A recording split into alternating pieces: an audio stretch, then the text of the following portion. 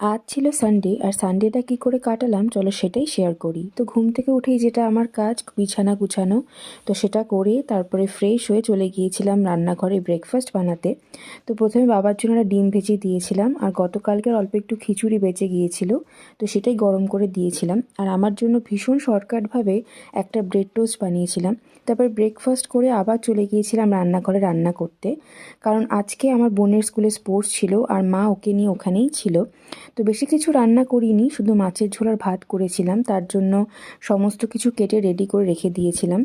তারপরে মাছগুলোকে এক এক করে ভেজে তুলে রেখে তারপর মশলাটাকে ভালো করে কষিয়ে নিয়ে তার মধ্যে পরিমাণ মতো জল দিয়ে মাছগুলোকে দিয়ে লাস্টে নামানোর আগে ধনেপাতা আর কাঁচা লঙ্কা দিয়েছিলাম। আর এদিকে ভাতটাও হয়ে গিয়েছিল। তারপরে লাঞ্চ করে সন্ধেবেলা চলে গিয়েছিলাম স্পারের এই চায়ের দোকানটাতে। তো সেখানে কিছুক্ষণ বসে 1 কাপ লাল চা খেয়ে তারপরে বাড়িতে চলে আসি। তো এভাবেই কাটলো আমার সানডেটা।